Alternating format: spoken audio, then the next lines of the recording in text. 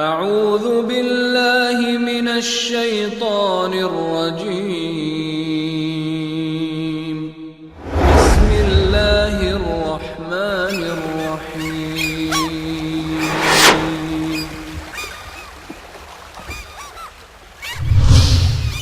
كنتم خير أمة أخرجت للناس تأمرون بالمعروف وتنهون عن المنكر وتؤمنون بالله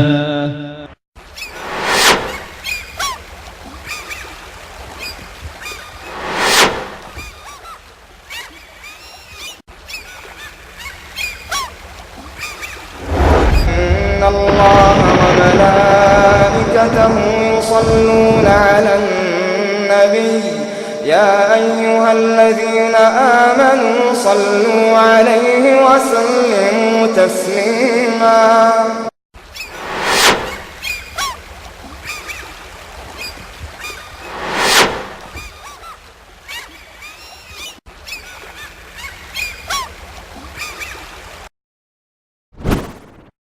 کہ نبی کریم صلی اللہ علیہ وسلم کی 40 سالہ زندگی خوبیوں کا مجموعہ تھی، اخلاق کے لحاظ سے، کردار کے لحاظ سے، عادات کے لحاظ سے، معاملات کے لحاظ سے نبی کریم صلی اللہ علیہ وسلم میں جتنی خوبیاں پائی جا رہی ہیں کسی اور کے اندر وہ خوبیاں نہیں پائی گئی۔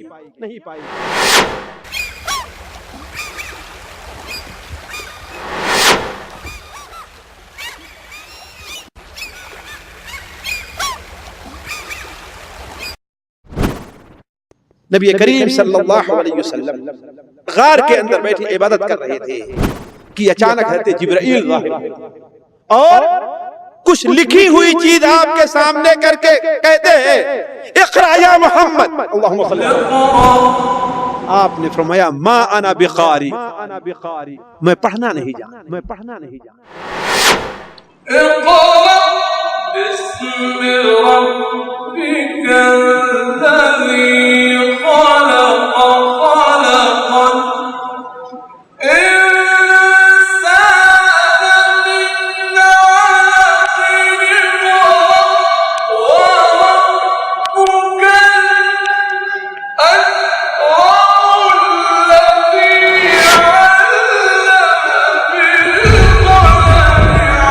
الأكرم الذي علم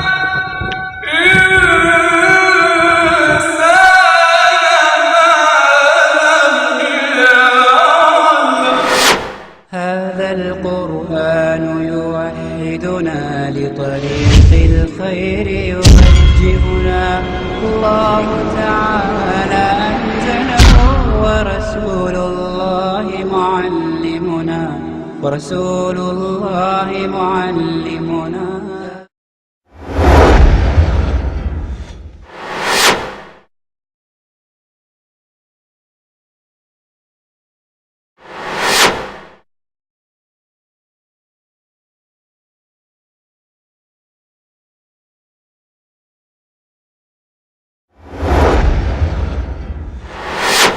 عزیز ساتھیوں، دور اور قریب سے سننے والے بھائیوں، نبی کریم صلی اللہ علیہ وسلم فداہ ابی و امی کی سیرت نبوی کی سیرت کا یہ سلسلہ جو آج سے تقریباً 4 ہفتے پہلے شروع ہوا ہے، اس کی آج یہ آپ کہہ سکتے ہیں کہ تیسری کڑی ہے، یا یہ بھی کہہ سکتے ہیں کہ 5ویں کڑی ہے۔ اب تک جو بیان ہوا ہے اس میں سے خصوصاً پچھلی مجلس میں نبی کریم صلی اللہ علیہ وسلم کی جو نبوت سے پہلے کی زندگی تھی اس کا ذکر چلتا رہا ہے کہ آپ صلی اللہ علیہ وسلم اپنے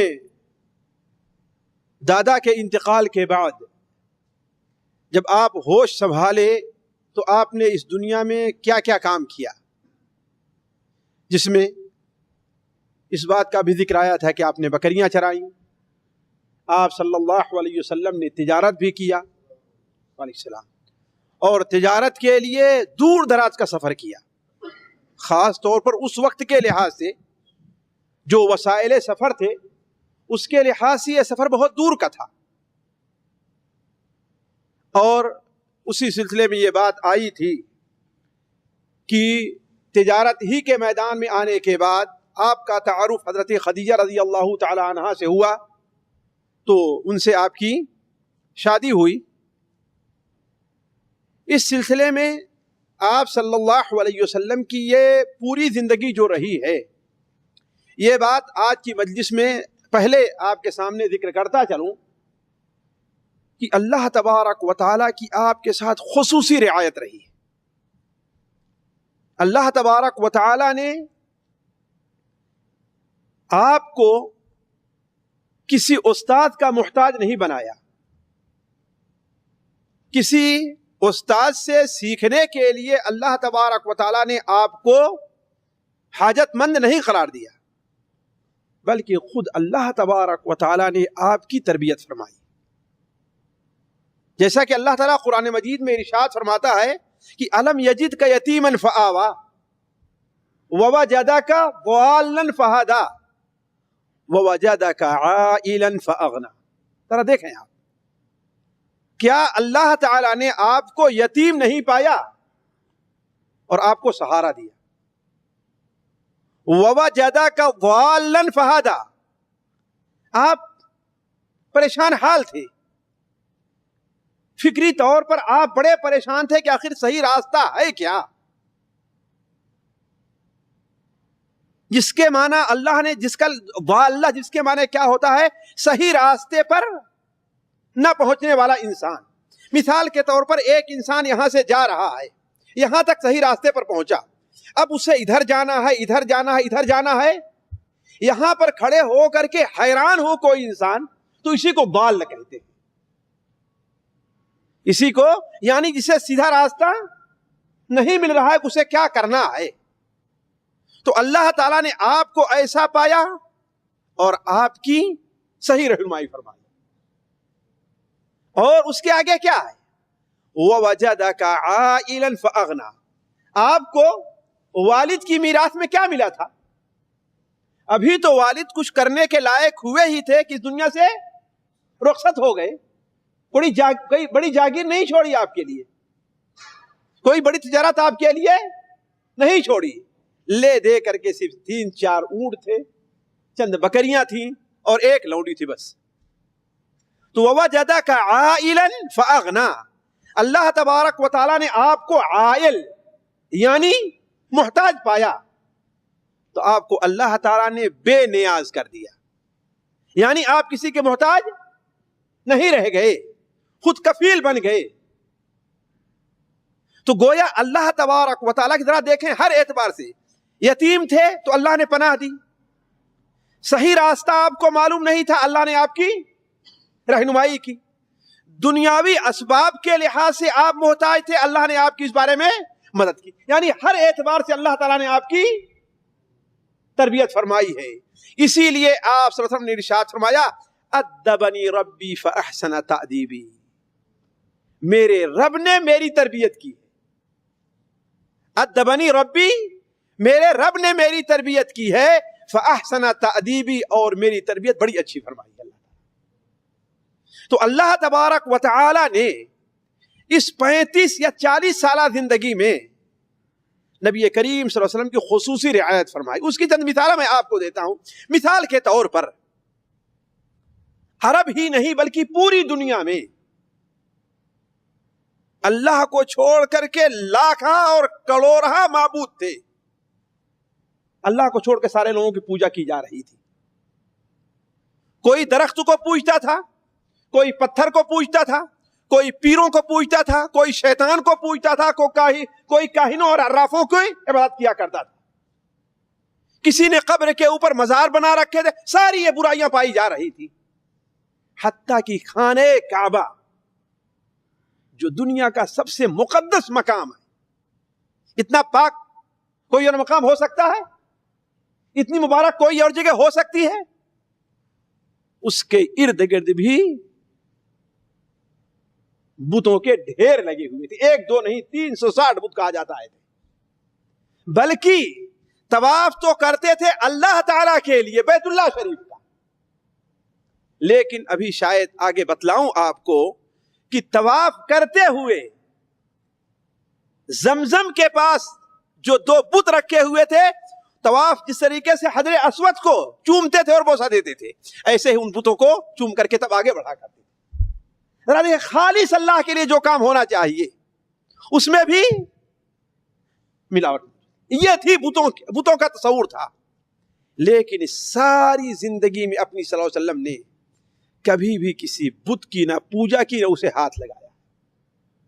بلکہ صرف یہی نہیں، نبی کریم صلی اللہ علیہ وسلم اپنی زندگی میں اس پر کڑھتے تھے، چڑھتے تھے، حتیٰ کہ اگر کوئی آپ کے سامنے ان بتوں کی قسم کھاتا تھا تو اس پر بھی آپ کو تکلیف ہوا کرتی.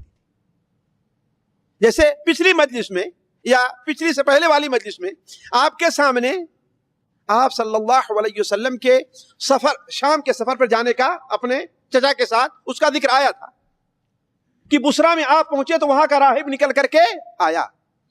تو اس راہب نے بطور امتحان کے کہا واللات والعزى، لات اور عزا کی قسم. حالانکہ آپ عمر میں ابھی چھوٹے ہیں، 11-12 سال کے ہیں آپ صلی اللہ علیہ وسلم، فداء ابی و امی. آپ نے فرمایا لات اور عزا کی قسم نہ کھاؤ، اس لیے کہ مجھے جس قدر ان سے نفرت ہے جتنا مجھے ان سے چڑھ ہے کسی اور چیز سے نہیں. آپ کی اس بات پر کس قدر آپ کو کڑھن تھی اس کا اندازہ مسند احمد کی اس روایت سے لگائیے جس میں ہے کہ مکہ کے لوگوں کا یہ دستور تھا اور ان کی یہ عادت تھی کہ سونے سے پہلے لات بت کی عبادت ضرور کیا کرتے تھے، بجائے اس کے کہ اللہ کا نام لے کر سوئیں، اللہ کا ذکر کر کے سوئیں. سونے سے پہلے کیا کرتے تھے؟ لات. اور لات کون تھا ساتھی؟ کوئی پتھر نہیں تھا، کوئی پہاڑ نہیں تھا. لات اپنے وقت میں اللہ تعالیٰ کا ایک نیک بندہ تھا، جیسا کہ صحیح بخاری شریف میں ہے کانا یلت السویق للحجاج، اتنا نیک تھا کہ حاجیوں کے راستے میں بیٹھتا تھا اور گرمی کے موسم میں انہیں ستو گھول گھول کر کے پلاتا تھا. جب اس کا انتقال ہو گیا تو جس چٹان پر بیٹھتا تھا لوگوں نے وہیں اس کو دفن کیا اور اس کے اوپر ایک مزار تیار کر دیا اور اللہ کو چھوڑ کر اس کی عبادت ہوئی. تو مکہ کے لوگ سونے سے پہلے کیا کرتے تھے؟ لات کو یاد کر کے ضرور سویا کرتے تھے. لیکن آپ صلی اللہ علیہ وسلم جب سونے جاتے تھے، مسند احمد میں ہے کہتے خدیجہ رضی اللہ عنہ کے ایک پڑوسی تھا، امام احمد بن حنبل رحمہ اللہ کتاب الفضائل میں ہے کہ ان کا خادم، اس نے بار بار سنا کہ آپ صلی اللہ علیہ وسلم جب اس سونے کا وقت آیا تھا تو اپنے قوم کی اس بری عادت کو یاد کرتے تھے اور کہتے تھے کہ اے خدیجہ، میں لات کی عبادت تو کبھی نہیں کر سکتا، میں لات کی پوجا کبھی نہیں کر سکتا.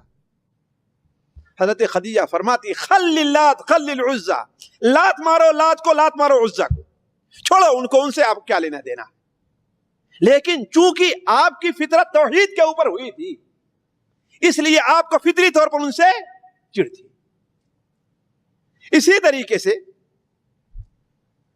امام حاکم رحمہ اللہ اپنی کتاب مستدرک حاکم میں اور امام طبرانی رحمہ اللہ اپنی کتاب موجم طبرانی کبیر کے اندر حضرت زید ابن حارثہ رضی اللہ تعالی عنہ، آپ جانتے ہیں کہ آپ کے غلام آزاد کیے ہوئے، بلکہ ایک وقت آیا کہ آپ نے انہیں اپنا بیٹا بنا لیا تھا. انہیں لوگ زید ابن محمد کہا کرتے تھے. بعد میں موقع ملا تو ان کی تھوڑی سیرت آپ کے سامنے ہو سکتا ہے کہ اس سیرت کے دروس کے دوران آئے. وہ بیان کرتے ہیں کہ میں آپ صلی اللہ علیہ وسلم کے ساتھ ایک بار بیت اللہ شریف کا طواف کر رہا تھا. تو عرب کے لوگ جب بیت اللہ شریف کا طواف کرتے تھے تو جہاں حجر اسود کو چھوتے اور چومتے تھے وہیں زمزم کے پاس اصاف اور نائلہ جو یہ بت رکھے تھے. پھر اس کے بعد انہیں اٹھا کر کے انہوں نے صفا اور مروہ پر رکھ دیا تھا تو ان کو بھی چھوا کرتے تھے. کہا ایک بار میں آپ صلی اللہ علیہ وسلم طواف کر رہا تھا تو ہم نے بھی اسے چھو لیا. آپ نے فرمایا لا تمسح، اسے چھوؤ نہیں. لیکن ظاہر بات ہے مجھے ابھی اتنی تمیز نہیں تھی، نہ آپ صلی اللہ علیہ وسلم نے ابھی توحید کی دعوت دینی شروع کی، ابھی آپ کو نبوت ملی ہی نہیں تھی. فطری طور پر اللہ تعالیٰ کی توفیق سے آپ ان بتوں کی پوجا نہیں کیا کرتے تھے. تو کہا جب دوبارہ میں اس چکر پر پہنچا، میں دوسرے چکر میں جب اس جگہ پر پہنچا تو ہم نے سوچا کہ پھر میں اس کو ذرا شروع دیکھوں آپ کیا کہتے ہیں. تو کہا پھر ہم نے چھو لیا. تو آپ صلی اللہ علیہ وسلم ہماری طرف غصے سے دیکھے اور کہا کیا ہم نے تمہیں اس سے منع نہیں کیا؟ کیا ہم نے تمہیں اس سے منع نہیں کیا؟ اس کے بعد کہتے ہیں کہ اس کے بعد سے ہم نے کبھی بھی کسی بت کو نہیں چھوا، اور نہ نبی کریم صلی اللہ علیہ وسلم نے مستلم صنما قط، آپ صلی اللہ علیہ وسلم نے کبھی کسی بت کو چھوا تک نہیں ہے. پوجا کرنے کے بعد تو دور کی، یہاں تک کہ اللہ تعالیٰ نے آپ کو نبوت سے سرفراز کر. جاہلیت کے زمانے میں ایک اور بڑی بدعت تھی. وہ کیا کہ لوگ غیر اللہ کا ذبیحہ لات کے نام پر ذبح کرتے تھے، اصاف اور نائلہ کے نام پر ذبح کرتے. واللہ میں ہمیشہ یہ کہتا ہوں کہ غیر اللہ کو چھوڑ کر کے جس کی لوگ عبادت کرتے ہیں، جن چیزوں کی، اس کام میں وہ بالکل عقل سے عاری ہوا کرتے ہیں، ان کی عقل نہیں کام کرتی. یہی وجہ ہے کہ شیطان بسا اوقات ان کو ایسی چیز کی پوجا پر مجبور کرتا ہے جو چیز خود گمراہ، حتیٰ کہ شیطان کی پوجا کروانے لگتا ہے. اصاف اور نائلہ تھے کیا؟ حضرت عائشہ رضی اللہ عنہا بیان فرماتی ہیں کہ یہ دونوں مرد اور عورت تھے. کہا کہ ہم بچپن سے سنتے آئے ہیں کہ یہ دونوں مرد اور عورت تھے. خانہ کعبہ کا یہ شام کو طواف کر رہے تھے اور طواف کے دوران ان دونوں کی نیت میں فطور آیا تو بری نیت سے ایک دونوں کو چھوا تو اللہ تعالیٰ دونوں کو پتھر بنا دیا. وہیں تو لوگوں نے کیا کام کیا؟ اٹھا کر کے حرم شریف کے قریب زمزم کے پاس انہیں رکھ دیا تاکہ لوگوں کو عبرت ہو، تاکہ لوگوں کے لیے باعث عبرت بنے. لیکن نتیجہ کیا نکلا؟ کچھ وقت گزرنے کے بعد انہی کی عبادت کرنا شروع کر دی، انہی کی عبادت کرنا شروع کر دی. تو عرض کرنے کا مقصد یہ ہے کہ جو لوگ اس قسم کی غلط راہ اختیار کرتے ہیں، شیطان انہیں بسا اوقات ایسی باتوں پر ابھارتا ہے اور لے جاتا ہے جو عقل و سمجھ ہر ایک سے دور رہا کرتی ہے. تو لوگ کیا کرتے تھے؟ اپنے بتوں کے نام پر ذبح کیا کرتے تھے. تو آپ صلی اللہ علیہ وسلم مقام بلدہ میں ایک بار تھی، جو آج کل جہاں ظاہر ہے اور شہداء اس کے قریب ایک مقام تھا. وہاں پر آپ صلی اللہ علیہ وسلم کی ملاقات ہوئی ایک نیک بندے سے، ایک اللہ تعالیٰ کے نیک اور صالح شخص سے، زید ابن عمرو ابن نفیل. کیا نام تھا ان کا؟ یہ جانتے ہیں کون تھے؟ زید ابن عمرو ابن نفیل.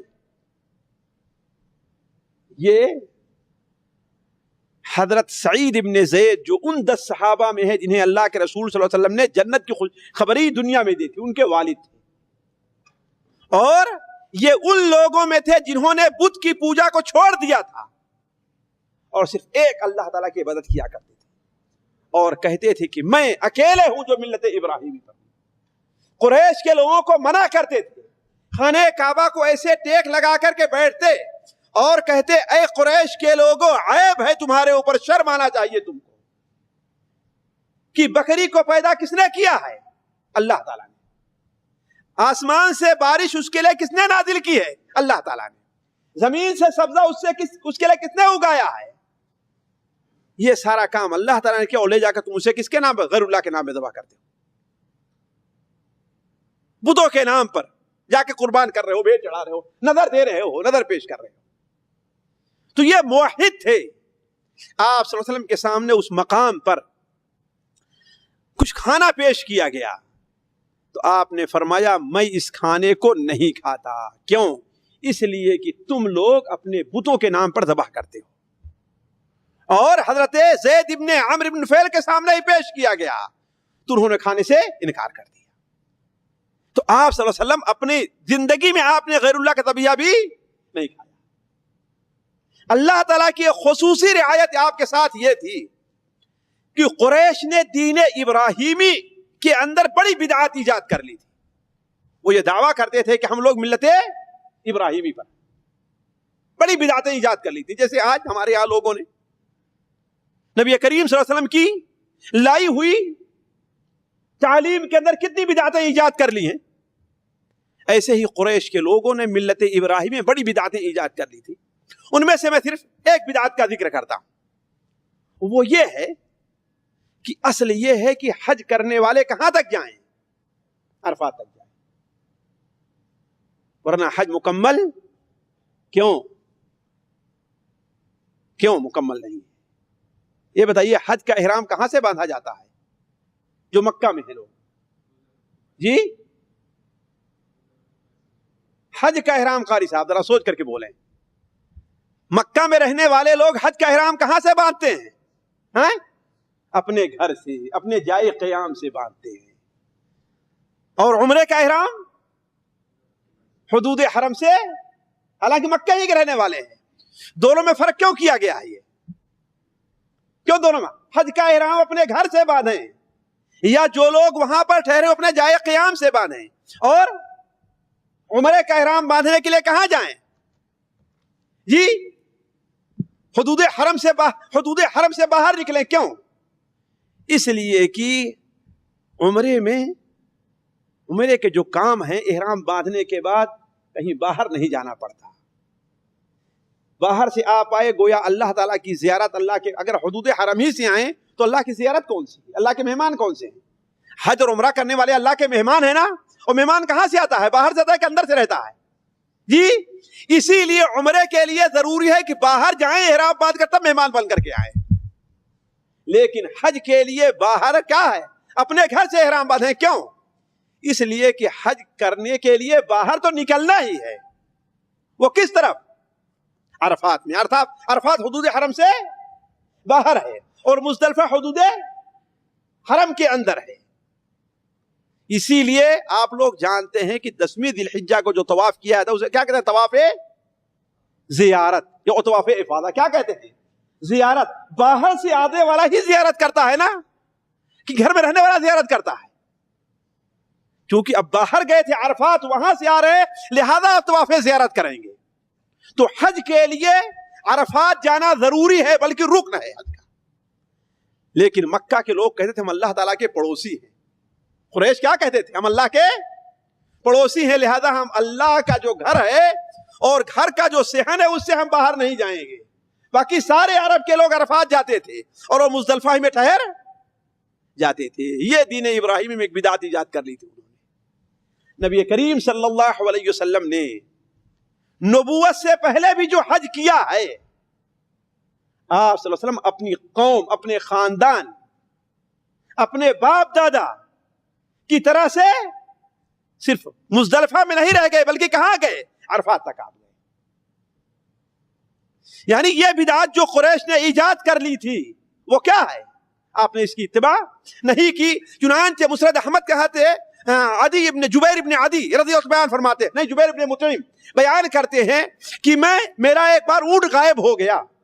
میں اسے تلاش کرتے کرتے کرتے عرفات پہنچا تو کیا دیکھتا ہوں کہ آپ صلی اللہ علیہ وسلم یہاں ایک اونٹ پر ٹھہرے ہوئے حاجیوں کے ساتھ.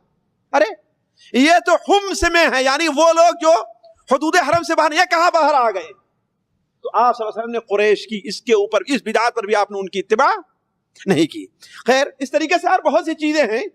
ایک اور بات کہہ کے اپنی بات کو میں آگے بڑھاتا ہوں کہ آپ صلی اللہ علیہ وسلم کے زمانے ہی میں قریش کے اندر بہت سی بری عادتیں پیدا ہو گئی تھی.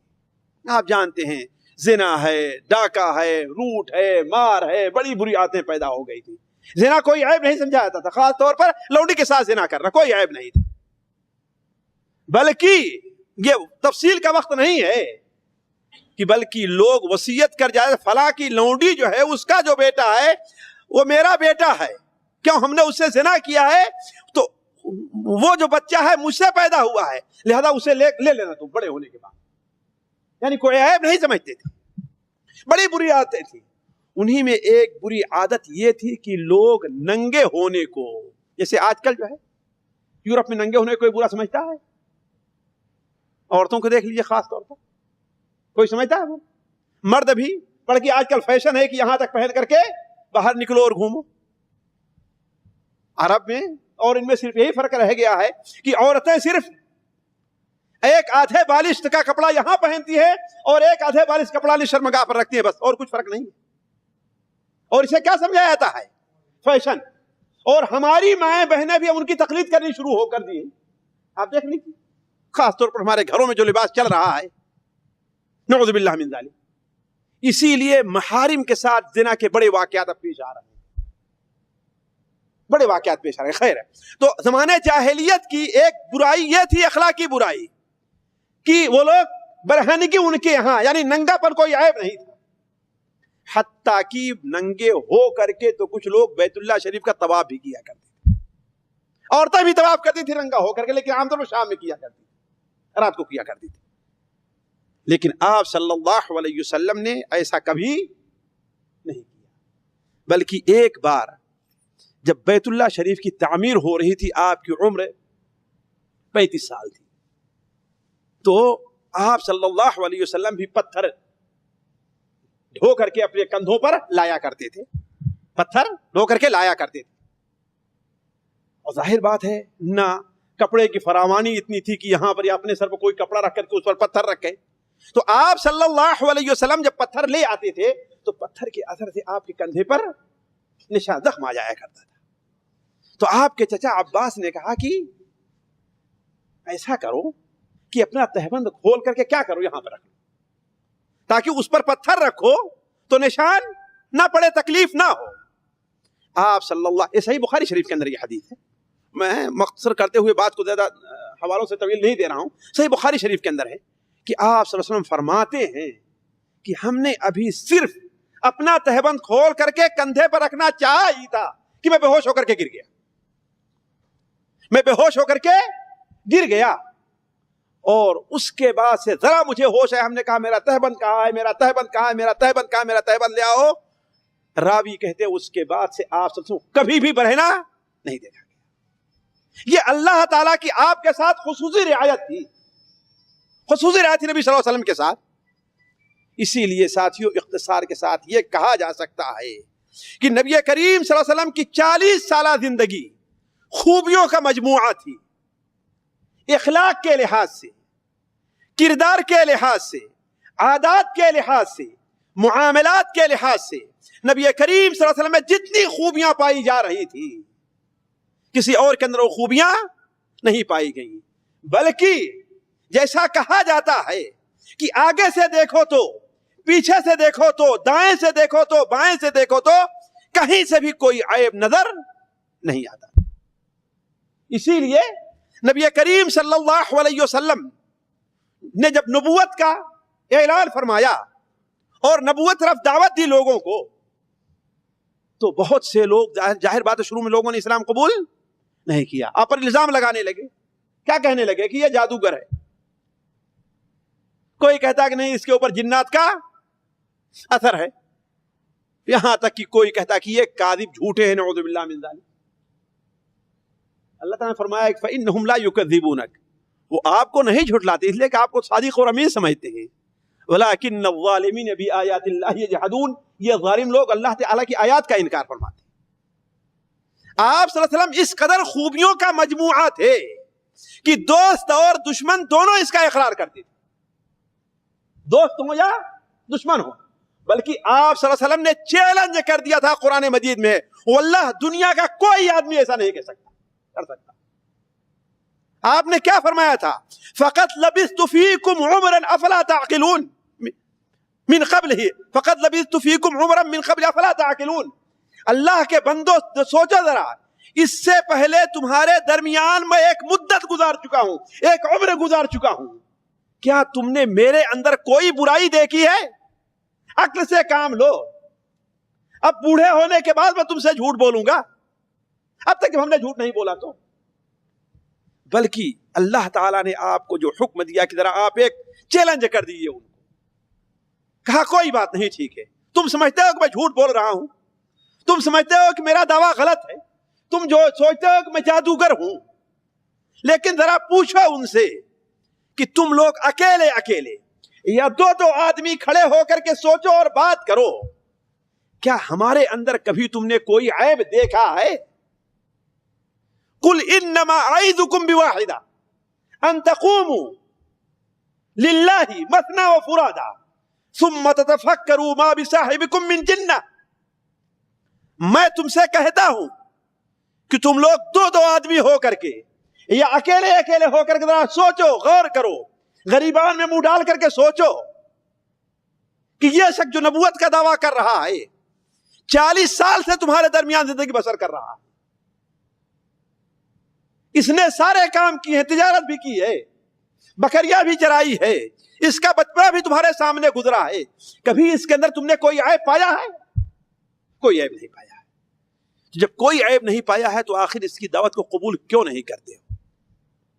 نبی کریم صلی اللہ علیہ وسلم کے اس چیلنج کا اظہار ساتھیوں ایک وقت میں بہت کھل کر کے ہوا، بہت کھل کر کے ہوا.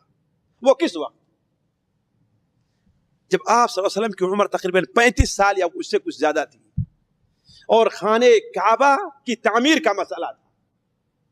اس لیے کہ خانہ کعبہ حضرت ابراہیم علیہ السلام یا ان کے بعد جن لوگوں میں اس پر کوئی چھت نہیں تھی، تقریباً 9 فٹ اونچی دیوار تھی، دروازہ تھا، ایک مشرق کی طرف ایک مغرب کی طرف، اور اوپر سے تو جو مال وہاں لایا جاتا تھا خانہ کعبہ کے لیے وقف یا اسے خانہ کعبہ میں رکھ دیا جاتا تھا.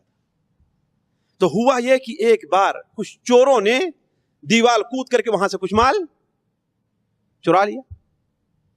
ایک یہ کہا جاتا ہے.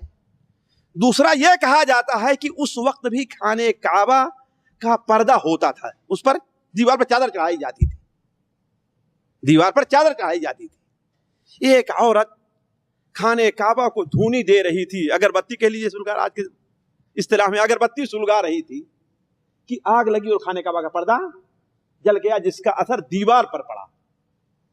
اور یہ بھی کہا جاتا ہے کہ ایک وقت سب سیلاب آیا ایسے اوپر کی طرف سے، حجون کی طرف سے، اور خانہ کعبہ چونکہ وادی میں تھا اور سیلاب ادھر مسفلا کی طرف جاتا تھا، لہذا اس زور کا سیلاب آیا کہ خانہ کعبہ کی دیواریں ہل گئی، اب قریب تھا کہ ڈھہ جائیں.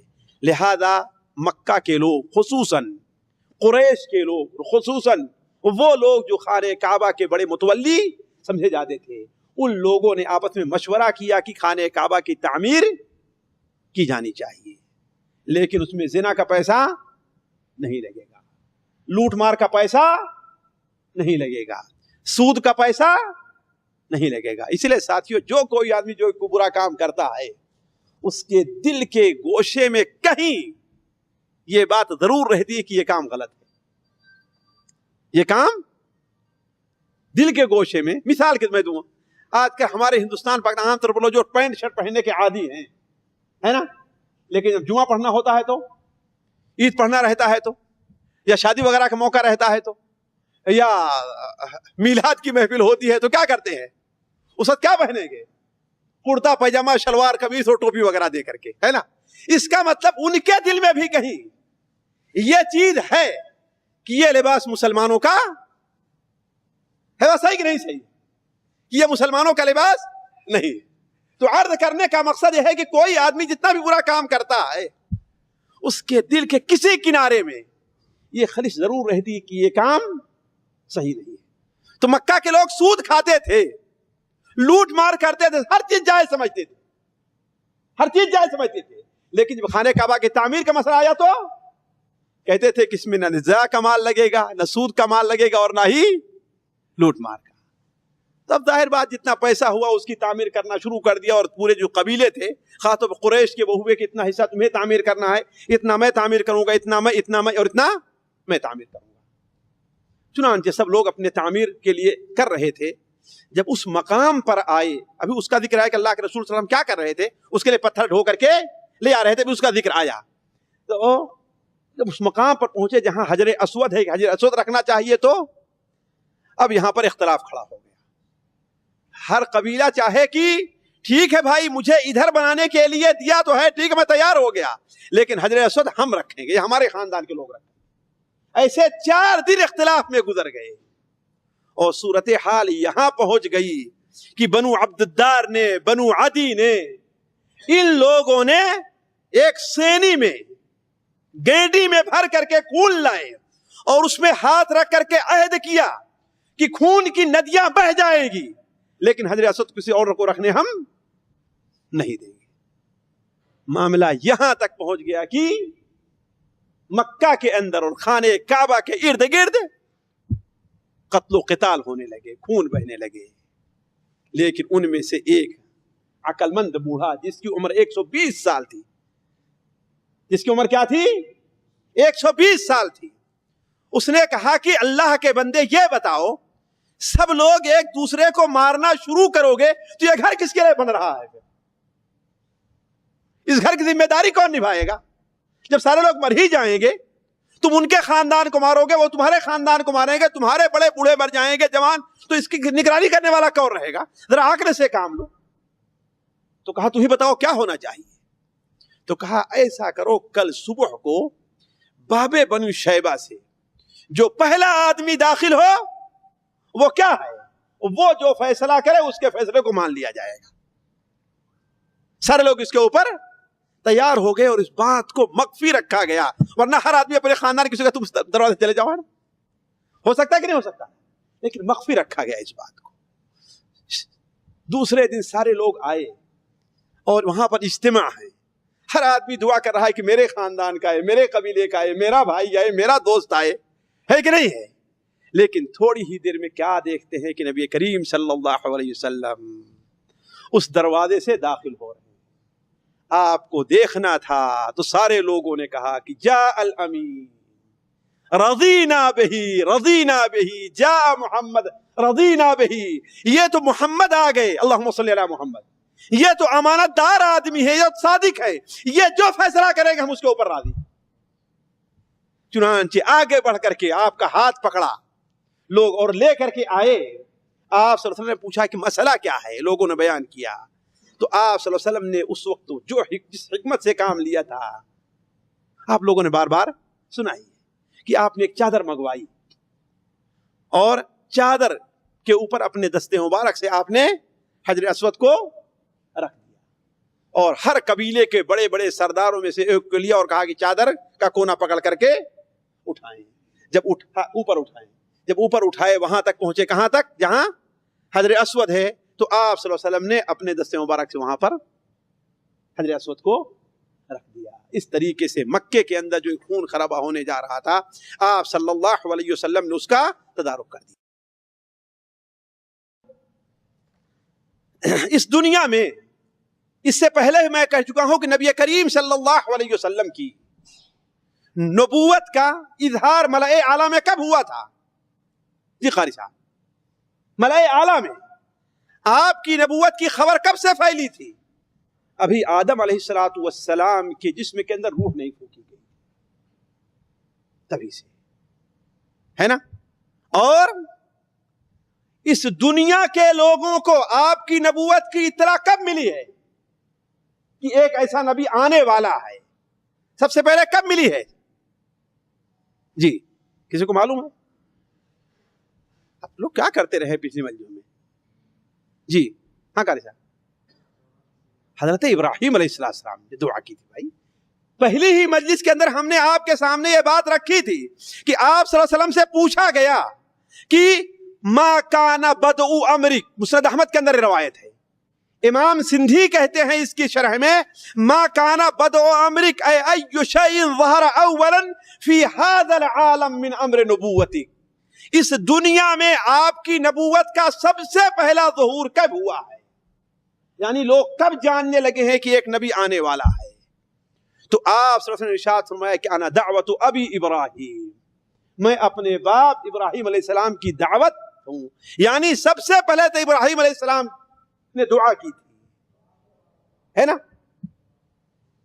اسی لیے آپ حضرت ابراہیم کے بعد جتنے نبی آئے ہیں ان تمام نبیوں نے آپ کی آمد کی بشارت دی ہے، خصوصاً حضرت موسیٰ علیہ السلام اور حضرت عیسیٰ ابن مریم علیہ السلام، جیسا کہ اس سلسلے کی دوسری اور تیسری مجلس کے اندر اس بات کا ذکر تفصیل سے آیا ہے۔ آپ لوگ جو موجود تھے آپ نے سنا ہوگا کہ یہود اور نصارہ کے ہاں آپ کے بارے میں کس قدر آپ کے بارے میں کیسا علم ان کو تھا، حتیٰ کہ وہ لوگ آپ کے پیدائش کی جگہ، آپ کی ہجرت کی جگہ اور تقریباً ان دنوں کو بھی جانتے تھے جن دنوں میں آپ کی بعثت ہونے والی ہے نا؟ تو آپ صلی اللہ علیہ وسلم کی نبوت کا ظہور یا وجود اس دنیا میں اس وقت ہوا جب آپ صلی اللہ علیہ وسلم کی، وہ تو ظہور تھا نا، وجود کا وقت آیا جب آپ صلی اللہ علیہ وسلم کی عمر کتنی تھی؟ 40 سال تھی۔ لیکن 40 سال سے تقریباً 3 سال پہلے اس کے کچھ آثار ظاہر ہونا شروع ہو گئے تھے، جیسا کہ ہم نے پچھلی بار بھی کیا تھا پچھلی مجلس میں کہ سورج نکلنے سے پہلے اس کی روشنی دنیا میں پھیلنی، گھنٹہ 1.5 گھنٹہ پہلے اس کی روشنی پھیلنی شروع ہو جاتی ہے کہ نہیں؟ دنیا روشن ہوتی نہیں روشن ہوتی ہے سورج نکلنے سے پہلے۔ ایسے ہی نبی کریم صلی اللہ علیہ وسلم کی اس دنیا میں بعثت سے پہلے، آپ کو نبوت ملنے سے پہلے اس کے آثار ظاہر ہونے شروع ہو گئے تھے۔ وہ کیسے؟ اولاً تو حضرت عائشہ رضی اللہ عنہا بیان فرماتی ہیں کہ اول سب سے پہلے نبی کریم صلی اللہ علیہ وسلم کو خواب دکھائے جانے لگے، اور سچے خواب، جو خواب آپ دیکھتے تھے رات کو دن میں بالکل وہ چیز واضح ہو جایا کرتی۔ یہ کس قسم کے خواب تھے حدیثوں میں اس کا کوئی ذکر نہیں، لیکن جو خواب بھی آپ دیکھتے تھے صبح کو خواب بالکل سچا ہوتا تھا۔ اور روایات سے پتہ چلتا ہے کہ ہر نبی کی نبوت، ہمیشہ ہر نبی کو نبوت ملنے سے پہلے اسے خواب میں یہ چیزیں دکھلائی جاتی ہیں۔ اس کے بعد آپ صلی اللہ علیہ وسلم، اللہ تبارک و تعالی نے ایسا کیا کہ آپ صلی اللہ علیہ وسلم جس راستے سے جاتے، کوئی پتھر ہے، کوئی درخت ہے، آپ کو سلام کرتا، کوئی پتھر ہے، کوئی درخت ہے، آپ کو سلام کرتا۔ چنانچہ صحیح مسلم شریف میں ہے، حضرت سمرہ ابن جندب بیان، حضرت جابر ابن سمرہ بیان کرتے ہیں کہ آپ صلی اللہ علیہ وسلم نے ارشاد فرمایا، مکے میں آج بھی میں ایک پتھر کو جانتا ہوں، مکے میں آج بھی میں ایک پتھر کو جانتا ہوں جو نبوت سے پہلے میرے اوپر سلام کر، السلام علیک یا محمد، السلام علیک یا رسول اللہ، سلام کیا۔ تو گویا اللہ تبارک و تعالیٰ یہ اشارے آپ کو دے رہا تھا۔ اسی طریقے سے صحیح مسلم شریف وغیرہ کے اندر روایت ہے کہ نبی کریم صلی اللہ علیہ وسلم کو نبوت سے پہلے سے روشنی دکھائی دیتی تھی، ایک نور ظاہر ہوتا تھا، لیکن اس میں کوئی چیز ہوتی نہیں۔ سامنے نور آیا، روشنی آئی، ظاہر ہوئی، اور پھر وہ روشنی ختم ہو گئی۔ اور بسا اوقات اس روشنی سے ایک ایسی آواز آتی تھی جسے آپ پہچانتے نہیں۔ بعض ضعیف روایت پتہ چلتا ہے کہ اس میں ہوتی تھی کہ آپ اللہ کے رسول ہیں، یہ آواز آتی تھی، آپ اللہ کے نبی ہیں۔ بلکہ حضرت عبداللہ ابن عباس کی روایت پتہ چلتا ہے کہ ایسا 3 سال تک ہوتا رہا ہے۔ شیخ صفی الرحمان کہتے ہیں 2 سال سے کچھ زیادہ یہ مدت رہی ہے کہ ایسا ہوتا رہا ہے، یعنی آپ کو سچے خواب آتے رہے، ایک چیز، دوسری چیز پتھر آپ کو سلام کرتے رہے، تیسری چیز آپ کو روشنی دکھائی دیتی رہی، اور چوتھی چیز آپ آواز سنتے رہے، لیکن کوئی دکھائی نہیں دیتا تھا۔ لیکن آپ صلی اللہ علیہ وسلم انہی دنوں میں اللہ تبارک و تعالی نے آپ کے دل کے اندر ایک اور چیز ڈال دی. وہ کیا چیز ہے؟ کہ آپ لوگوں سے الگ ہٹ کر کے نکل جایا کریں. آپ پہلے بھی لوگوں سے بالکل بیزار تھے. بتوں کی پوجا، زنا، چوری، ڈاکہ، یہ چیزیں آپ قتل پسند نہیں تھی، آپ بیزار تھے. تو اللہ تبارک و تعالی نے آپ کے دل میں یہ ڈالا کہ آپ صلی اللہ علیہ وسلم گوشہ نشینی اختیار کریں. اس کے لیے سب سے بہتر جگہ کون سی ہو سکتی تھی ساتھیوں؟ خانہ کعبہ، مکہ مکرمہ، بیت اللہ شریف. لیکن چونکہ بیت اللہ شریف میں اکیلے رہ کر کے آپ صلی اللہ علیہ وسلم کے لیے مشکل تھا. کیوں؟ اس لیے کہ خانہ کعبہ کے ارد گرد کتنے بت تھے؟ 360 بت بنے ہوئے تھے. لہذا آپ صلی اللہ علیہ وسلم نے اس سے دور خانہ کعبہ سے شمال مشرق کی طرف 4 کلومیٹر کی دوری پر یا 5 کلومیٹر کی دوری پر ایک پہاڑ ہے جسے جبل حرا کہا جاتا تھا. آج اسے کیا کہا جاتا ہے؟ جبل النور. جو لوگ یہاں سے سیل کبیر کے راستے سے جاتے ہیں مکہ مکرمہ، خانہ کعبہ بالکل قریب ہو جاتا ہے، تقریباً 4 کلومیٹر 5 کلومیٹر کی دائیں طرف وہیں پر بس اڈا ہے. وہاں پر بس اڈا ہے. دائیں طرف ایک پہاڑ دکھائی دے گا جسے جبلن، بلکہ آج کا تو بورڈ بھی وہاں پر لکھ دیا گیا ہے، اور دن میں جائیں تو لوگ اس کے اوپر چلتے اور چڑھتے دکھائی دیں گے. یہی وہ پہاڑ تھا. اگر اس پہاڑ کے اوپر آپ ایسے کھڑے ہوں کہ خانہ کعبہ آپ کے سامنے ہے تو بائیں طرف تھوڑا سا نیچے آ کر کے ایک غار تھا. بائیں طرف تھوڑا سا نیچے، اگر خانہ کعبہ آپ کے سامنے ہو تو بائیں طرف ایک غار تھا جس کی لمبائی 4 گز اور چوڑائی جن لوگوں نے ناپا ہے 2.25 گز. لیکن وہ غار گہرا نہیں تھا، عجیب قسم کا غار تھا. ویسے عمومی طور پر غار گہرا ہوا کرتا ہے، اس لیے اسے غار کہتے ہیں، اس لیے اسے غار. لیکن وہ گہرا نہیں تھا، بلکہ ایک پتھر ایسے، ایک پتھر ایسے اور ایک پتھر ایسے آ کر کے اسی گوئے پہاڑ پر. آپ صلی اللہ علیہ وسلم نے آبادی سے دور اسی جگہ کو مناسب سمجھا، اور شاید اس لیے بھی کہ آپ صلی اللہ علیہ وسلم غار کے منہ کی طرف رک کر کے بیٹھتے تو خانہ کعبہ آپ کے سامنے رہا کرتا تھا. آپ صلی اللہ علیہ وسلم وہیں پر جا کر کے زندگی گزارنے لگے. اللہ تعالیٰ کی عبادت، وہ کون سا طریقہ عبادت کا تھا؟ ظاہر بات یہ آج جو نماز روزہ ہے ایسا نہیں تھا.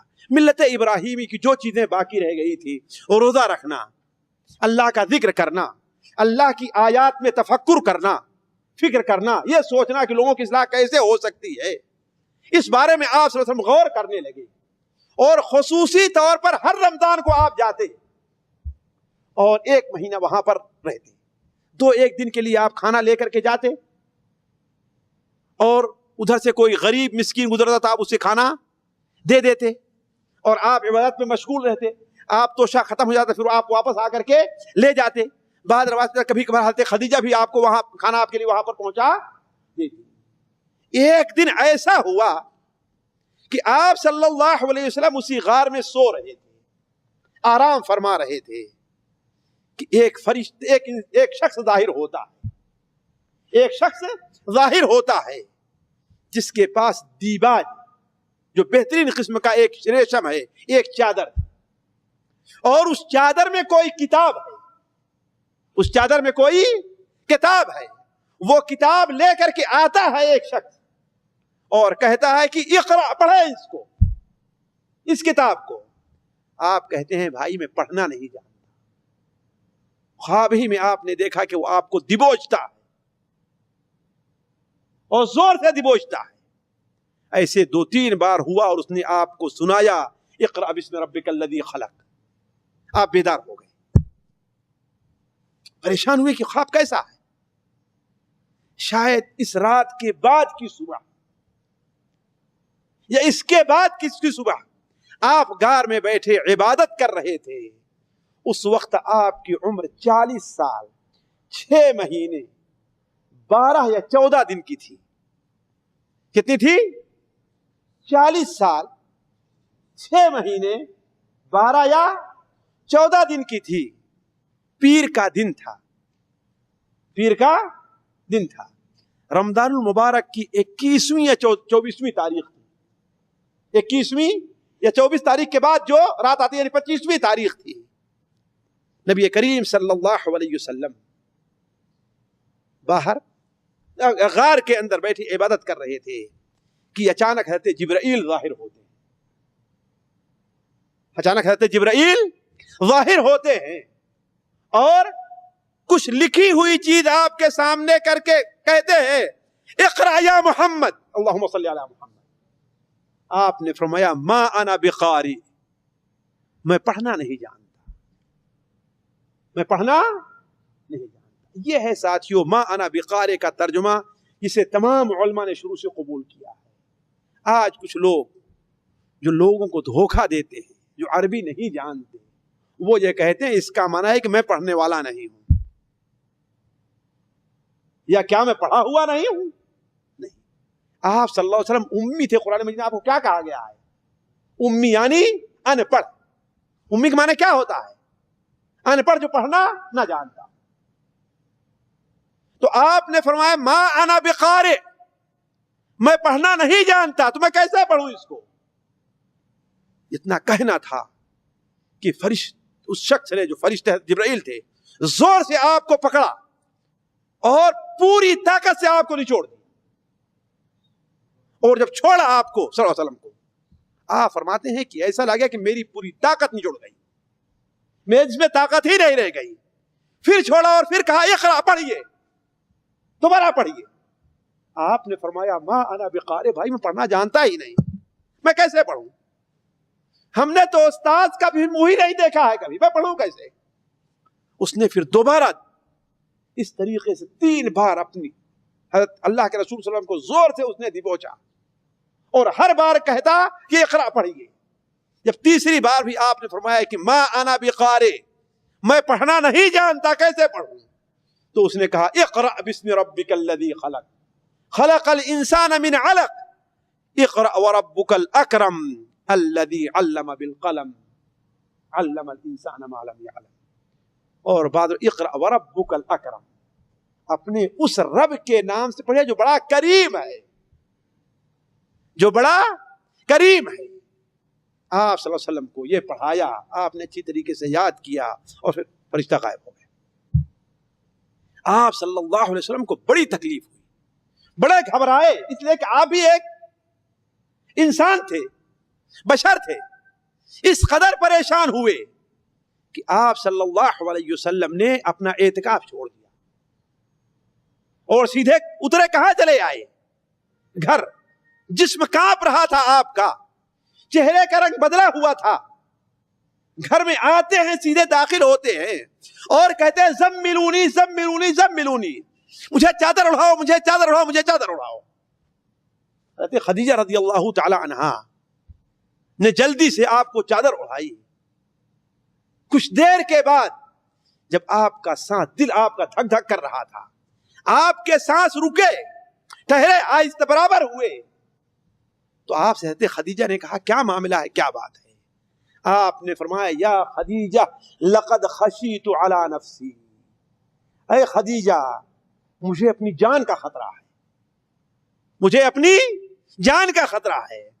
حضرت خدیجہ نے کہا کہ لا واللہ لا یخزیک اللہ، ایسا کبھی نہیں ہو سکتا، اللہ تعالیٰ آپ کو کبھی بھی رسوا نہیں کرے گا۔ کیوں؟ کیوں؟ اس لیے کہ رسوا وہ ہوتا ہے جو ڈاکو ہو، جو چور ہو، جو کسی کا پاس و لحاظ نہ رکھے۔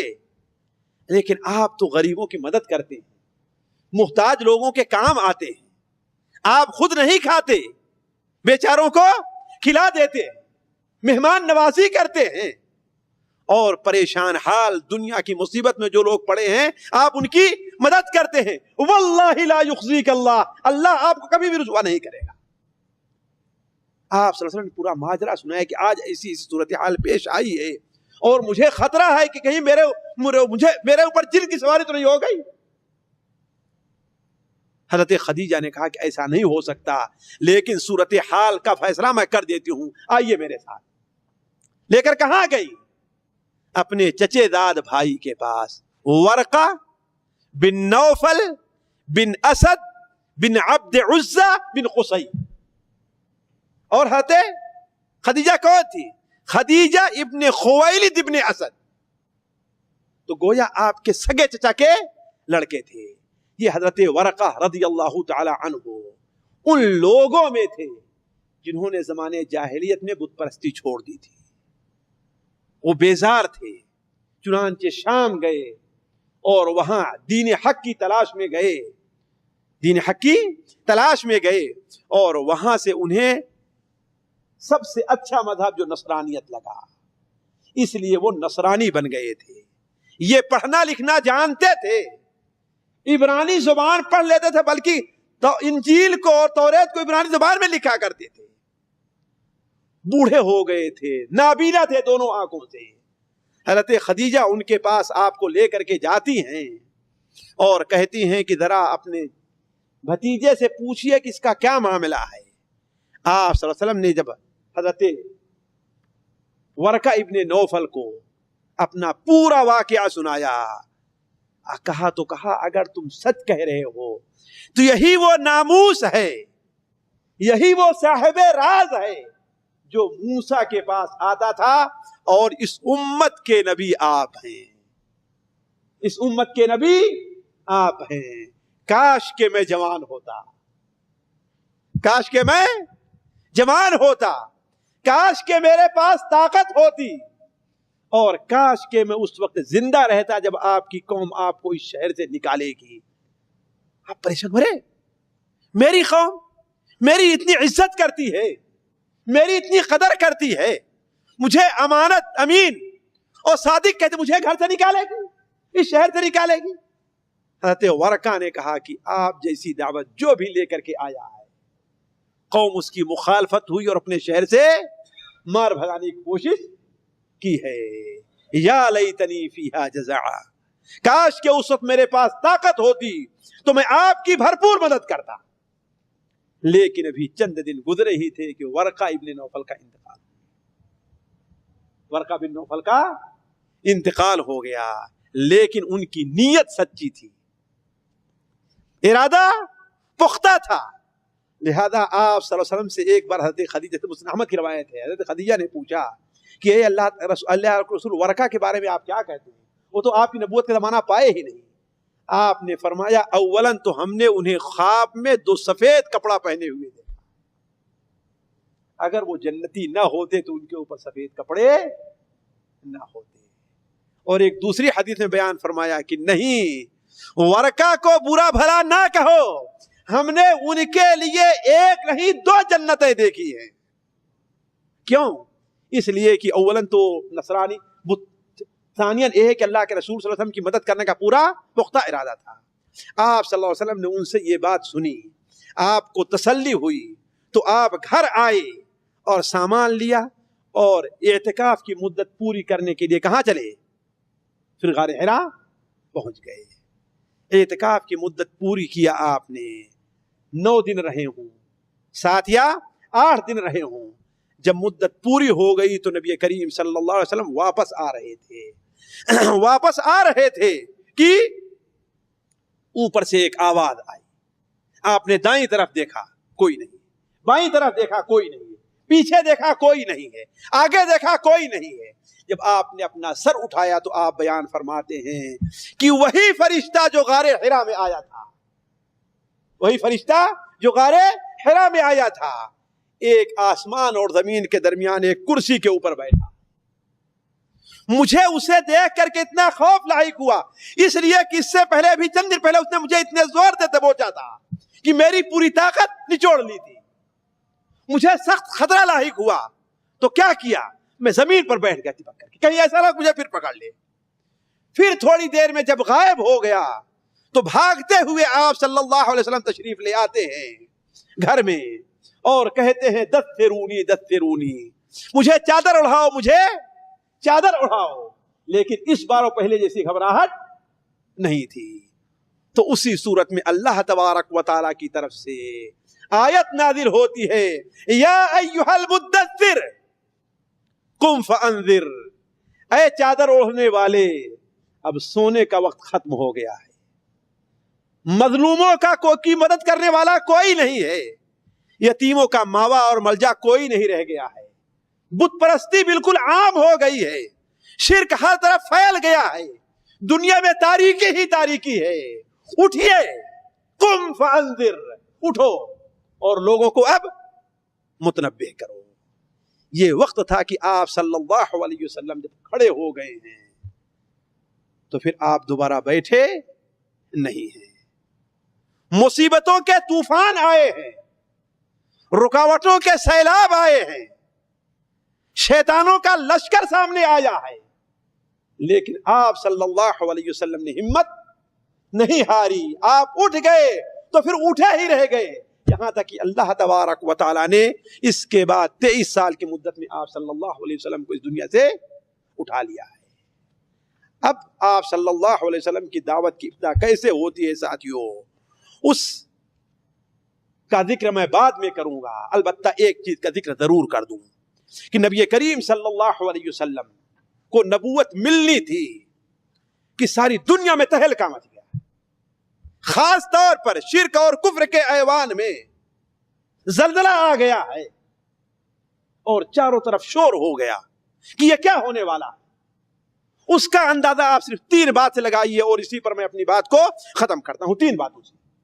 پہلی بات تو یہ ہے کہ آپ لوگ اس سے پہلے بھی سنے ہوں گے کہ شیطان ایک دوسرے پر سوار ہو کر کے سوائے دنیا تک جاتے ہیں اور اللہ تبارک و تعالی فرشتوں کے ذریعے جو دنیا میں ہونے کے لیے فیصلے کرتا ہے وہ بات سننے کی کوشش کرتے ہیں.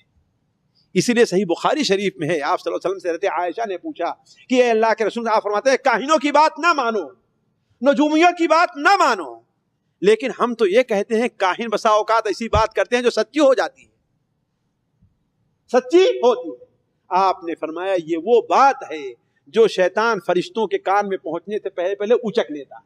وہ آتا ہے اور اس کا جو شیطان, اس کا جو ماننے والا انسان رہتا ہے, اس کے کان میں یہ سچی بات کہہ دیتا ہے تو اس میں یہ ایک بات 99 جھوٹ ملا کر کے وہ تو وہی ایک بات ہے جو سچی ہو جاتی ہے. لیکن جب آپ صلی اللہ علیہ وسلم کی آمد کا وقت ہوا تو شیطان کے پہرے اور آسمان کے پہرے تیز کر دیے گئے. اسی لیے روایت میں آتا ہے کہ شیطان جب اوپر نہیں جا پاتے تھے یا پہلے کے مقابلے میں اب ان کو وہ مقام نہیں تھا, بلکہ حدیث شریف میں ہے کہ ہر شیطان کے قبیلے کا آسمان کے اندر اس نے ایک جگہ بنا لی تھی, ایک اڈا بنا لیا تھا. جس طریقے سے چور اور ڈاکو اپنے اڈے بنا لیتے ہیں نا, ایسے وہ اڈے بنا کر کے رکھے ہوئے تھے. آپ صلی اللہ علیہ وسلم کی جب بعثت کا وقت ہوا, نبوت کا وقت ہوا, تو ان تمام اڈوں کو ختم کر دیا گیا, صاف کر دیا گیا. اسی لیے شیطان اور جن بھاگ کر کے ابلیس کے پاس گئے کہ آخر یہ ماجرا کیا ہے. تو ابلیس نے کہا کہ دنیا میں کوئی نہ کوئی حادثہ ضرور پیش آیا ہے, ایسا کرو کہ سارے زمین کی مٹی میرے پاس لے آؤ. ہر جگہ کی مٹی لائی گئی اور عرب کی مٹی کو جب اس نے سونگا ہے تو کہا ہے کہ ہاں معاملہ جو گڑبڑ ہے وہ یہاں سے, معاملہ جو گڑبڑ ہے وہ کہاں سے ہے, عرب کی زمین سے ہے. پھر اس کی تفصیل میں آپ کے سامنے بعد میں رکھوں کا موقع ملا. تو کہنے کا مطلب یہ ہے کہ پہلا زلزلہ کیا آیا, گویا آسمان کے اوپر سخت پہرا لگ گیا. دوسری چیز یہ ہے کہ جس دنیا میں جو بت پرست اور بت خانے تھے ان میں بھی اس کا اثر ظاہر ہوا. صحیح بخاری شریف میں ہے, عبداللہ ابن عمر کی روایت ہے, صحیح بخاری شریف میں ہے. وہ بیان کرتے ہیں کہ عمر یعنی میرے باپ کو ہم نے کبھی نہیں دیکھا کہ انہوں نے یہ کہا ہو کہ مجھے لگتا ہے کہ یہ کام ایسا ہوگا تو وہ جھوٹا. جس چیز کے بارے میں کہہ دیتے تھے کہ یہ ایسا ہونے والا ہے، وہ ایسا ہو کر کے رہتا تھا۔ تو کہا کہ ایک بار بیٹھے ہوئے تھے کہ ایک آدمی کا ادھر سے گزر ہوا جس کا نام سواد ابن قارب تھا السدوسی۔ سواد ابن قارب ادھر سے گزرا تو حضرت عمر نے کہا کہ یا تو میرا اندازہ غلط ہے، یا تو یہ شخص اگرچہ بظاہر اسلام قبول کر لیا ہے لیکن اپنے پرانے مذہب کے اوپر جاہلیت پر قائم ہے، اور یا تو زمانے جاہلیت میں ایک کاہن رہ چکا ہے، یہ کاہن رہ چکا ہے۔ یہ تین باتیں بیان کی کہ یا تو یہ کیا ہے، میرا اندازہ غلط ہے، ہو سکتا ہے غلط اندازہ ہی ہے، یا یہ پھر بظاہر مسلمان ہے لیکن ابھی بھی اپنے دین پر قائم ہے، اور یا یہ کاہن رہ چکا ہے۔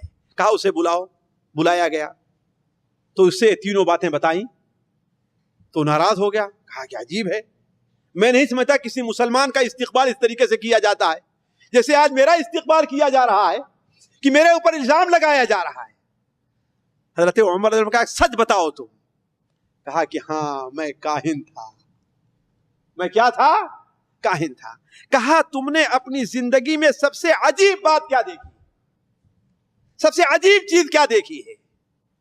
تو کہتا ہے کہ میں ایک بت کے پاس کھڑا تھا کہ اچانک ایک آواز آتی ہے، بازار میں تھا کہ ہمارا جنی آتا ہے اور کہتا ہے کہ الم تر الجن و ابلاسہا ویأسہا من بعد ارکاسہا ولحوقہا بالقلاس و احلاسہا، کہ جنوں کی بربادی دیکھو، ان کی مایوسی دیکھو، اور شہروں کو چھوڑ کر کے ریوڑ میں جا کر کے ان کا مل جانا دیکھو۔ کیا جی یہ کیا ہے؟ حضرت عمر نے کہا کہ ہاں تم سچ کہہ رہے ہو، انہی دنوں میں میں ایک بت خانے میں لیٹا ہوا تھا تو ایک شخص ایک بچڑا لایا اور ایک بت کے پاس ذبح کرتا ہے، تو ذبح کرنے کے بعد ابھی ذبح کر کے وہاں سے فارغ نہیں ہوا تھا کہ اچانک ایک آواز آتی ہے، یا جلیح امر نجیح رجل فصیح یقول لا الہ الا اللہ۔ کہا زور سے یہ آواز آئی، یہ آواز سننی تھی کہ جتنے لوگ اس بت خانے میں تھے سارے بھاگ کھڑے ہوئے۔ یا جلیح امر نجیح رجل فصیح یقول لا الہ الا اللہ۔ اے جلیح، اے بدبخت، عجیب معاملہ پیش آیا ہے۔ وہ کیا ہے کہ بڑے کھلے ہوئے الفاظ میں ایک شخص کہہ رہا ہے لا الہ الا اللہ۔ کہا یہ کہنا تھا کہ سارے کے سارے لوگ وہاں سے بھاگ کھڑے ہوئے، عجیب آواز تھی۔ کہا لیکن میں وہیں پر بیٹھا رہ گیا، حضرت عمر رضی اللہ عنہ میں وہیں پر بیٹھا رہ گیا۔ کہا کہ بیٹھا ہوں، پھر آواز یہی آتی ہے، اتنے زور سے کہ اتنی زوردار آواز کبھی سنی نہیں گئی تھی، یا جلیح امر نجیح رجل فصیح یقول لا الہ الا اللہ۔ کہا وہاں سے اٹھ کر کے میں تھوڑی دیر آیا تھا، ابھی 1-2 دن بھی نہیں گزرے تھے کہ لوگ کہنے لگے کہ اس مکہ میں ایک نبی ظاہر ہوا ہے۔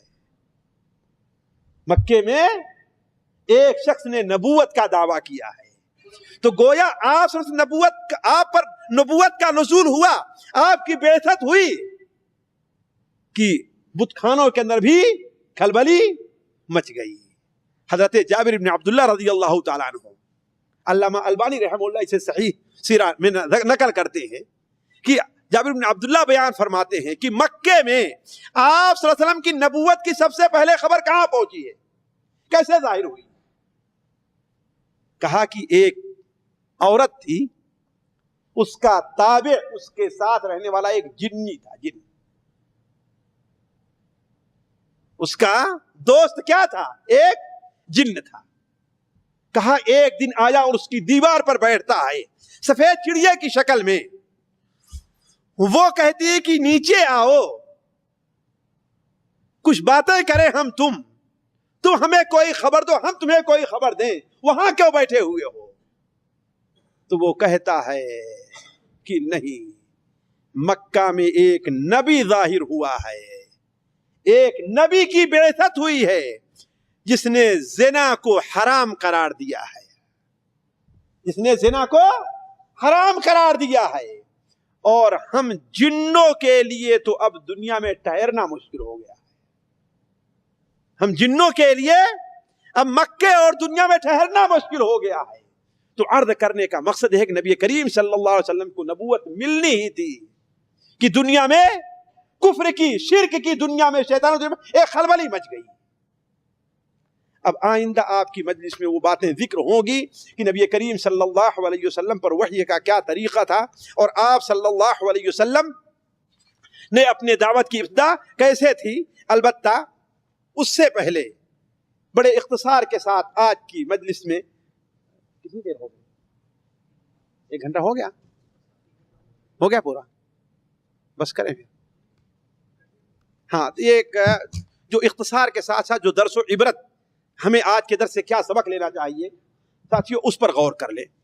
پہلی چیز یہ ہے کہ اللہ کے نبی کے ساتھ اللہ تعالیٰ کی خصوصی رعایت، کہ اللہ تعالیٰ آپ کی ہر میدان میں خصوصی رعایت بچپن ہی سے، پیدائش سے لے کر کے آپ کی خصوصی رعایت کرتا رہا یہاں تک کہ آپ صلی اللہ علیہ وسلم اس دنیا سے چلے گئے۔ دوسری بات یہ ہے کہ ہمیں سوچنا چاہیے کوئی معاشرہ چاہے کتنا ہی بگڑا ہوا ہو، کوئی معاشرہ چاہے کتنا ہی بگڑا ہوا ہو، لیکن ان میں کچھ لوگ سمجھدار ضرور رہا کرتے ہیں، ہے کہ نہیں؟ جیسے مکہ مکرمہ میں کیا تھا، معاشرہ بگڑا ہوا تھا، لیکن کچھ سمجھدار ایسے لوگ تھے۔ اسی لیے حلف الفضول کیوں قائم ہوا ہے؟ اسی لیے تو نا، یمن کا ایک شخص مکے میں آتا ہے اور اپنا سامان بیچتا ہے۔ عاص ابن وائل جو مکے کے سردار و قریش کے لوگوں میں تھا، اس نے سامان تو لے لیا لیکن پیسہ نہیں دے رہا، پیسہ نہیں دے رہا ہے۔ 1 دن 2 دن انتظار کیا، وہ پیسہ دینے کے لیے تیار نہیں ہے۔ وہ شخص آتا ہے اور خانے کعبہ میں کے پاس کھڑے ہو کر کے اعلان کرتا ہے۔ تو کیا ہوا، مکہ کے کچھ لوگ جن میں نبی کریم صلی اللہ علیہ وسلم کے چچا زبیر ابن عبد المطلب تھے، زبیر ابن عبد المطلب، اور بعض روایت کہ آپ صلی اللہ علیہ وسلم نے خود لوگوں سے اشارہ کیا کہ مکے میں ایک کمیٹی بننی چاہیے، ایک لجنہ بننی چاہیے جو مظلوم کا حق ظالموں سے دلا سکے۔ تو لوگوں نے اکٹھا ہو کر کے ایک لجنہ، اسے حلف الفضول کہا جاتا ہے، سب لوگوں نے حلف اٹھایا اور قسم لیا کہ مکے میں اگر کوئی بھی مظلوم ہے تو اس کا حق دلوایا جائے گا۔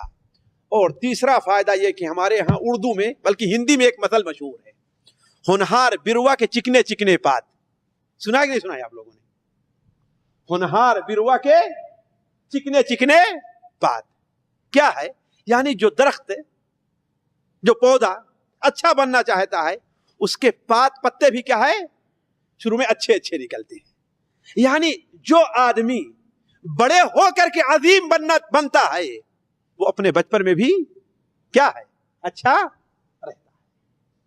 نبی کریم صلی اللہ علیہ وسلم پر جس قدر یہ مثل ثابت آتی ہے، صادق آتی ہے، دنیا میں کسی کے اوپر نہیں صادق آتی ہے کہ نہیں؟ آسم جتنا صادق کسی اور پر نہیں سمجھ آتی، کہ بچپن سے اللہ تعالیٰ نے آپ کے اندر دور اندیشی ظاہر کر دی تھی۔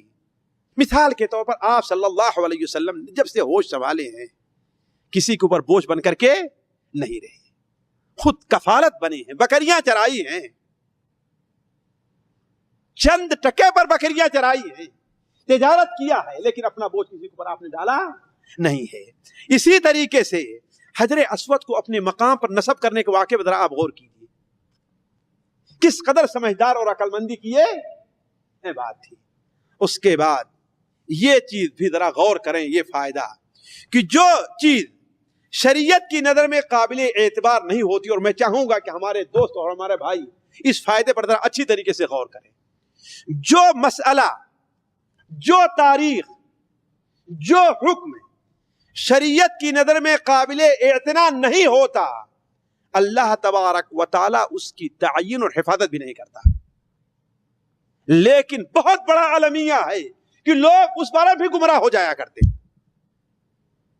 یعنی میں کہنا کیا چاہتا ہوں، مثال کے طور پر اسلام کے اندر کسی کا یوم پیدائش برتھ ڈے منانا یہ جائز نہیں، چاہے کوئی بڑا ہے چاہے کوئی چھوٹا ہے۔ آپ صلی اللہ علیہ وسلم سے بڑا اور کون ہو سکتا تھا؟ کوئی ہو سکتا تھا؟ چونکہ یہ چیز شریعت کی نظر میں مشروع نہیں تھی، اس لیے آپ دیکھیں گے کہ اسلام میں اللہ تعالیٰ چاہتا تو آپ کی تاریخ متعین رہتی نا، لیکن آپ کی تاریخ متعین نہیں رہی۔ علماء کا اسی لیے اختلاف ہوا ہے، کوئی کہتا ہے آپ کی پیدائش 2 ربیع الاول کو ہے، کوئی کہتا ہے 9 کو ہے، اور کوئی کہتا ہے 12 کو ہے بات صحیح کہ نہیں صحیح ہے؟ اگر یہ چیز شریعت میں قابل اعتنا ہوتی تو اللہ تعالیٰ اس کے اندر اختلاف نہ ہونے دیتا۔ اختلاف ہونے کا معنی کیا ہے؟ اور بالکل یہ بات حقیقی ہے کہ کسی بھی تاریخ سے متعلق یقینی طور پر نہیں کہا جا سکتا کہ یہ تاریخ اصل پیدائش کی دن متعین ہے۔ کون سا دن ہے وہ؟ پیر کا دن، صحیح مسلم شریف میں روایت، لیکن تاریخ متعین نہیں ہے۔ بلکہ عصر حاضر کے بہت سے علماء نے تو بڑی تاکید کے ساتھ یہ کیا ہے کہ آپ صلی اللہ علیہ وسلم کی پیدائش کا دن سب سے بہتر کیا ہے؟ پیدائش کی تاریخ سب سے تاریخ تحقیقی کیا ہے؟ 9 ربیع الاول کو ہے۔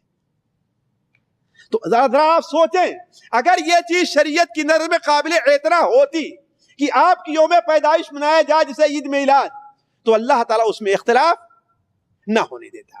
اسی طریقے سے ایک فائدہ یہ کہ جہاں پر برائی کا اڈا ہو،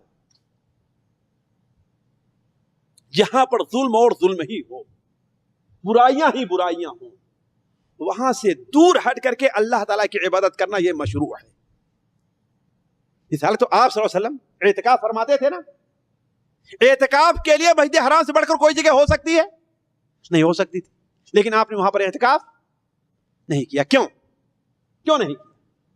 اس لیے کہ وہاں پر بتوں کے ڈھیر لگے ہوئے تھے۔ اسی طریقے سے تزکیہ نفس کے لیے، علم کے حصول کے لیے، معاشرے کی اصلاح کے بارے میں سوچنے کے لیے لوگوں سے دوری اور تنہائی اختیار کرنا یہ چیز بڑی اچھی اور مشروع ہے، لیکن وقتی طور پر ہونی چاہیے۔ یہ نہیں کہ زندگی بھر کے لیے انسان لوگوں سے الگ ہو جائے، جیسے کچھ لوگ ہوتا ہے نا، خانقاہوں بیٹھ گئے پوری زندگی اسی میں گزار دے رہے ہیں۔ نہیں، یہ نہیں، لوگوں سے الگ ہو گئے، بالکل کنارے ہیں۔ آپ صلی اللہ علیہ وسلم ایک مدت کے لیے گئے، اس کے بعد اللہ نے آپ کو کیا فرمایا؟ قم فانذر، اٹھیے اور لوگوں کو ڈرائیے۔ تو کچھ وقت کے لیے تو ہو سکتا ہے علم حاصل کرنا ہے، اپنے نفس کا تزکیہ ہے یا اور کوئی چیز ہے، لیکن مستقل ایسا نہیں ہونا چاہیے۔ اسی طریقے سے ساتھیوں، ہمیں اور آپ کو حضرت خدیجہ رضی اللہ تعالی عنہا کی دوربینی اور فضائل کا بھی اندازہ ہوتا ہے۔ ایک عورت ہی ذات ہے نا، ہے کہ نہیں؟ لیکن دیکھیں کہ نبی کریم صلی اللہ علیہ وسلم چونکہ اب تک آپ کی زندگی شرافت کی گزری ہے، لوگوں کی مدد کی گزری ہے، تو اللہ تعالیٰ ایسے شخص کو جو لوگوں کی مدد کرتا ہو، جو لوگوں کے ساتھ مہربانی سے پیش آتا ہو، اللہ تعالیٰ اسے کبھی بھی ضائع نہیں کر سکتا ہے۔ اسی طریقے سے ایک اور چیز پر غور کریں، اور خاص طور پر اساتذہ لوگ، خاص طور پر اساتذہ لوگ، کوئی غیر معلوم چیز، یعنی جس کا لوگوں کو اندازہ نہیں ہے، اس چیز کے بارے میں کوئی عمل شروع کریں تو ٹھیک ہے، لیکن یہ نہیں کہ ایک بارگی چلتا رہے، شروع کیا پھر تھوڑی دیر کے لیے بند کر دیا۔ مثال کے طور پر بچہ اسکول گیا، اسے تھوڑی دیر کھیلنے پہ لگائیے، پھر 1-2 درس کلاس دیجئے، پھر اس کے بعد اب پہلے ہی دن سے اسے 7 گھنٹے پڑھانا شروع کر دیں آپ تو کیا ہوگا؟ وہ پریشان ہو جائے گا۔ جیسے کہ نبی کریم صلی اللہ علیہ وسلم پر پہلی بار وحی نازل ہوئی کہ نہیں نازل ہوئی، اور تھوڑی سی نازل ہوئی، پھر اس کے بعد رک گئی، ہفتے 10 دن کتنی رک رہی اللہ بہتر جانتا ہے کہ نہیں؟ پھر اس کے بعد وحی نازل ہوئی، اور جب آپ اس کے عادی ہو گئے، ساتھیوں وہی بڑی مشکل چیز ہے، اگلی مجلس میں آپ کے سامنے میں رکھوں گا، بڑا مشکل کام ہے۔ قرآن مجید اسے قولا ثقیلا کہا گیا ہے، قولا ثقیلا کہا گیا، بڑی بھاری چیز ہے. تو اللہ تعالیٰ نے پہلی بار وحی نازل فرمائی نا آپ پر، اس کے بعد کیا ہے؟ مہلت دے دیا. پھر حضرت جبرائیل نظر آئے اور پھر مہلت دے دیا. پھر اس کے بعد دیکھا آج جب تھوڑے سے اس کے عادی ہو گئے ہیں تو برابر وحی چلتی رہی ہے. اسی طریقے سے اور ہم آپ اس کے اوپر آسانی سے عمل کر سکتے ہیں. سچی نیت اگر انسان کی ہو اور پختہ ارادہ ہو، عزم مصمم ہو کسی نیک کام کے لیے، تو اگرچہ انسان وہ نیک کام نہ کر پائے اللہ تعالیٰ اس پر اجر دیتا ہے. ہم نے کہاں سے لیا اس کو؟ جی حضرت ورقہ ابن نوفل کے ان کا پختہ ارادہ تھا، سچی نیت تھی کہ آپ صلی اللہ علیہ وسلم اپنی نبوت کا اعلان فرمائیں کہ میں آپ پر ایمان لے آؤں، ہے کہ نہیں ہے؟ لیکن یہ وقت نہیں ملا ان کو. اس کے باوجود اللہ تعالیٰ نے ان کے لیے 2 جنتیں، ایک نہیں 2 جنتیں. یہ نیت کی سچائی اور ارادہ کی پختگی ہے. اسی لیے ساتھیوں اگر ہم اور آپ سچی نیت سے کسی نیک کام کا ارادہ کریں اور اس میں اللہ کی طرف سے کوئی رکاوٹ آ جائے تو ہم یہ نہ سمجھیں کہ ہماری کوشش بیکار گئی. نہیں، اللہ تعالیٰ آپ کو اس کا اجر دینے والا ہے. اللہ تعالیٰ سے دعا ہے کہ اللہ تبارک و تعالی ہمیں اور آپ کو نبی کریم صلی اللہ علیہ وسلم کی سنت پر عمل کرنے کی توفیق عطا فرمائے. سبحانک اللہم و بحمدک، اشہد ان لا الہ الا انت، استغفرک و اتوب الیک.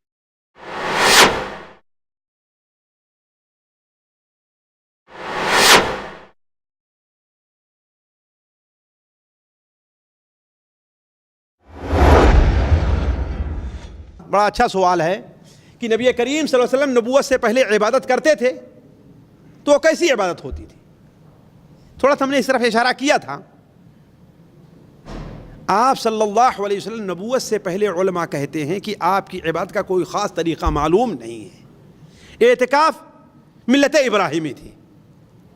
تو آپ صلی اللہ علیہ وسلم اور بعض روایات میں آتا ہے کہ آپ روزہ بھی رکھتے تھے.